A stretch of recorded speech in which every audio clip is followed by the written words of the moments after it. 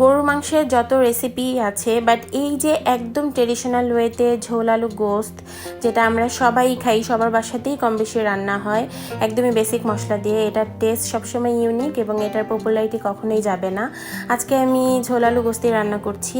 ফার্স্টে হচ্ছে আমি এখানে পেঁয়াজ, কাঁচামরিচ ফালি, দারচিনি, এলাচ, তেজপাতা, গোলমরিচ, লং, হলুদ গুঁড়া, মরিচ গুঁড়া, জিরা গুঁড়া, আদা বাটা, রসুন বাটা, লবণ, তেল সব কিছু একসাথে দিয়ে হাতে মাখিয়ে নিব। আমি এই মশলাগুলোকে অনেক সময় কষিয়ে দেন মাংস অ্যাড করে রান্না করি, বাট অনেক সময় এভাবে ডিরেক্ট হাতে মাখিয়েও রান্না করি। হাতে মাখিয়ে রান্না করার টেস্টটা আসলে অনেক বেশি ভালো হয়। আর এই মাখানো অবস্থায় আমি মাংসটাকে আধা ঘন্টা রেখে দিয়েছিলাম। আপনাদের হাতে সময় না থাকলে ডিরেক্ট রান্না করবেন, বাট একটু রেখে দিতে পারলে এটার টেস্ট আরও বেশি ভালো হয়। এবার হাই ফ্লেমে আমি চুলায় দিয়ে দিয়েছি। এই মাংসটাকে এর ভেতর থেকেই যে পানি বের হয়েছে সেটা দিয়েই কষিয়ে নিয়েছিলাম। এরপরও আমি আরও দুইবার একটু পানি দিয়ে এটাকে কষিয়ে নিয়েছি। মাংসের কোয়ালিটি যদি ভালো হয়, এই কষানোর পর্যায়েই হচ্ছে মাংস একদম সিদ্ধ হয়ে যায়, আর এক্সট্রা করে অনেক বেশি পানি দেওয়ার দরকার হয় না।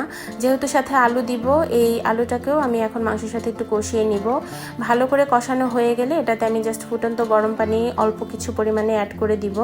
মাংস সিদ্ধ হয়ে গেলে অনেক বেশি পানি না দিলেও হয়, সামান্য পানি দিলেই হবে। আর যদি সিদ্ধ না হয়ে থাকে এ পর্যায়ে পানির পরিমাণটা একটু বাড়িয়ে দিতে হবে।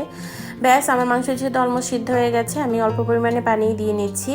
এবার এটাকে আমি একটু নাড়াচাড়া করে একদম স্লো কুকিংয়ে দিয়ে দিব। অল্প আছে এই মাংসটাকে আমি চুলার উপরে বেশ কিছুক্ষণ রাখবো। এতে যতটুকু তেল আছে সেটাও উপরে উঠে আসবে এবং মাংস বা আলু একদম প্রপারলি কুক হয়ে যাবে। উপর থেকে কিছুটা কাঁচামরিচ দিয়ে দিয়েছি আমি। আর একদম শেষ পর্যায়ে এটার উপরে আমি একটু টালা জিরার গুঁড়োও অ্যাড করে দিব। টালা জিরার গুঁড়ো এবং এই আস্ত কাঁচামরিচ শেষের দিকে দিলে ফ্লেভার অনেক বেশি ভালো আসে।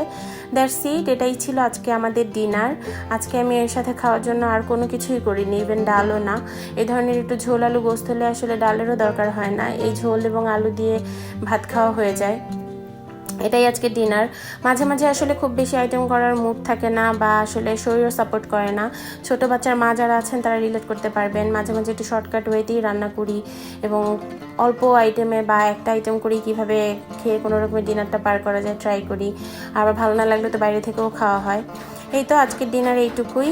আর আমার ভিডিওটি ভালো লাগলে লাইক, কমেন্ট, সাবস্ক্রাইব করবেন। ধন্যবাদ।